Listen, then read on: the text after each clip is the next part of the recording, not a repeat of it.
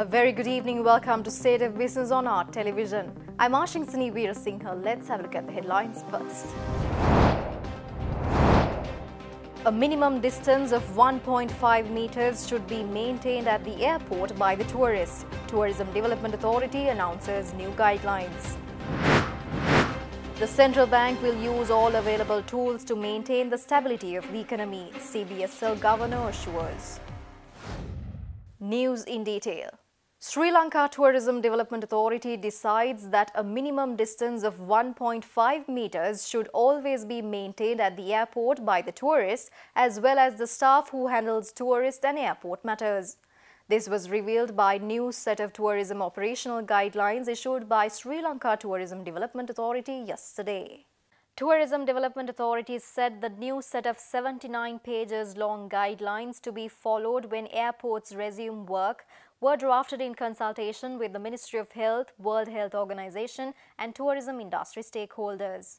A prior booking of the tour package should be done online or via a Tourism Development Authority registered travel agency, and it is mandatory for all tourists to commit a minimum stay of 5 nights in Sri Lanka and book all accommodation only at Tourism Development Authority registered establishments. Further, tourists also have to stay their first night at an accommodation establishment in close proximity to the arrival airport until results of the on-arrival PCR tests are released. According to the new guidelines, the visa-free status and the issuance of on-arrival visas are suspended until further notice.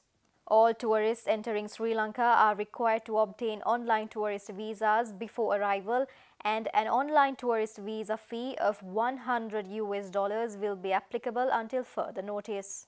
Any airline operating flights to Sri Lanka has been authorized to check tourists for valid visas and negative PCR test reports before allowing them to board the flight. All tourists must be armed with a negative PCR report issued by an accredited laboratory within 72 hours prior to the landing in Sri Lanka. All tourists should undergo a PCR test at the arriving airport and a repeat PCR test to be conducted 5 to 7 days after the arrival, or if the guest develops respiratory symptoms, whichever comes first. Public transport services in all districts, including Colombo and Gampaha, resumed from today under strict health guidelines. In the meantime, COVID-19 recoveries in the country has neared 1,000 as more than 60 COVID-19 patients have recovered from the virus today. Accordingly, 21 new coronavirus cases were identified in the country yesterday. Thereby, 16 returnees from Kuwait, 2 returnees from the UK, 2 from Qatar and 1 person from Bangladesh have contracted the coronavirus yesterday, and all of them had been undergoing quarantine process under quarantine facilities. Moreover, more than 520 Navy officers who have contracted the virus have recovered from the virus so far. In the meantime, 990 virus-inflicted patients have recovered from COVID-19 as of 1 p.m. today. Moreover, 1,718 PCR tests have been carried out in the country yesterday, and more than 76,000 PCR tests have been conducted in the country so far. Thereby, another batch of individuals who have undergone quarantine at the Pitipana quarantine facility were sent home today after the completion of the process. They had come to Sri Lanka from Russia on 25th of May this year. Subsequently, public transport services in all districts including Colombo and Gampaha started today. All buses have been deployed from today to ease the passenger transportation in the country. Thereby, the priority lane rule in the Western Province was again strictly enforced starting today. Railways General Manager Dilantha Fernando said that all train services including 49 office trains and long-distance trains operated today. Central Bank Governor Professor W.D. Lakshman assures that the bank will use all available tools to maintain financial system stability. Making a special statement yesterday, CBSL chief said Sri Lanka's financial system remains resilient and insisted license cancellations of finance companies were done to protect the interest of depositors and should not be construed as sector-wide instability.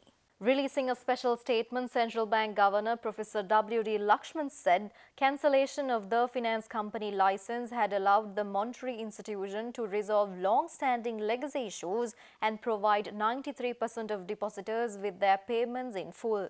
The statement highlighted that similar steps had been taken earlier with regard to Central Investments and Finance PLC and the Standard Credit Finance Limited as well, and 95% of payments had already been settled.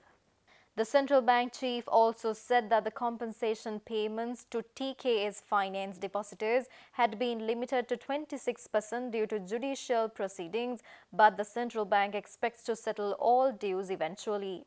He also added that implementing corrective regulatory actions in respect of a few institutions does not mean that the entire non-bank financial institutions sector is in trouble. Therefore, he urged the general public not to be distracted or misled by baseless comments and malicious speculations expressing doubt about the health of our non-bank financial institutions sector as a whole. The statement also said the banking sector remains strong with total capital adequacy ratio above 16%, net stable funding ratio above 130%, liquidity coverage ratio above 175%, and statutory liquid asset ratio above 32%. The statement also adds that the central bank is confident that despite the temporary setback caused by the COVID-19 pandemic, the Sri Lankan economy and the financial sector continue to remain dynamic and resilient. It also forecast that conditions would become stronger in the period ahead as the economy recovers. Stay tuned for more news after this short break.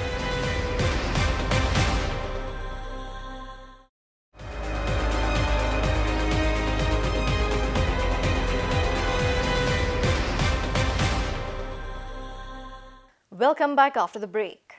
Explaining its recovery plan amidst COVID-19 pandemic, Sri Lanka Export Development Board stresses that it will make use of the digital marketing platform in the coming months. Director of Export Services at EDB, MKSK Maldani, made these observations, speaking exclusively to State of Business of Art Television. As the health authorities are regulating, we are not encouraging to have the seminars and whoever the physical contacts, but then again that we are trying to do some webinars because we are taking the opportunity to take some good resource persons because they can speak to our industry from wherever they are in the world. In very soon we are going to launch a webinar that is an international webinar for the wellness tourism sector, and almost all the sectors like other sectors, the electronics and the construction and even the logistics, the education, so all these sectors we are trying to do some that kind of knowledge transfer through webinars as well as the digital marketing campaign. So what we feel is even in this month ahead, like 2 or 3 months ahead, it is very good period to have the digital marketing campaign because all the people are generally focused on their computers and their other online gadgets. And also we are utilizing this period to have the virtual B2B program. So at the moment we are in contact with our Sri Lankan embassies outside Sri Lanka. So the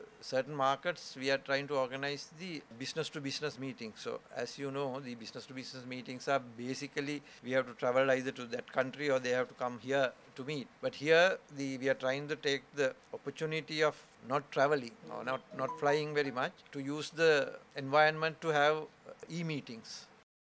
Speaking further, Director of Export Services at EDB, MKSK Maldani, added that EDB is focusing on the import substitution in the electronic sector.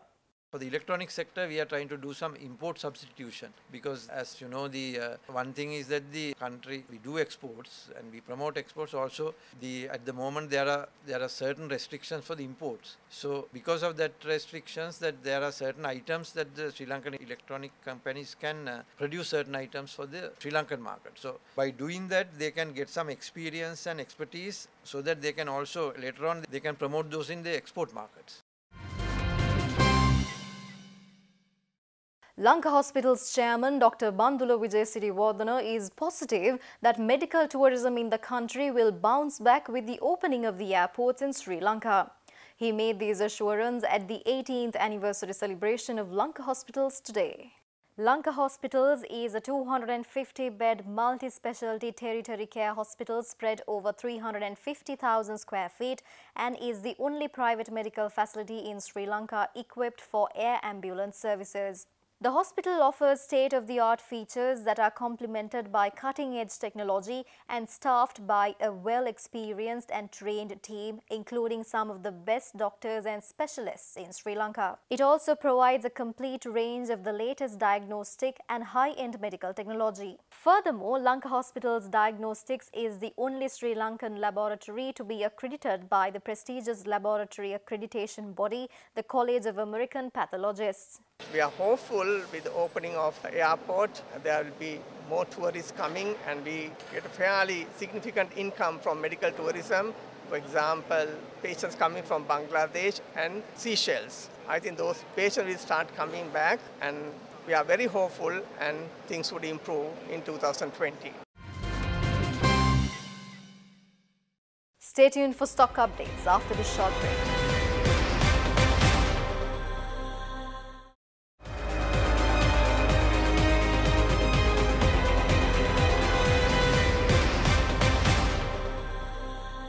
Welcome back after the break.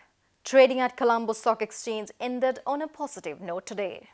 The all-share price index gained 60.82 points to close at 4,841.85 and the S&P SL20 gained 47.74 points to close at 2,002.31. The turnover was 2 billion rupees and over 65 million shares were traded.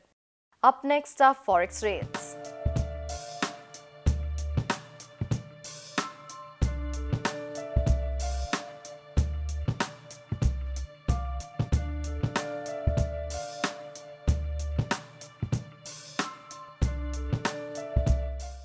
And that's all the news for today. Join us again tomorrow at the same time with State of Business. Until then, take care. Good night.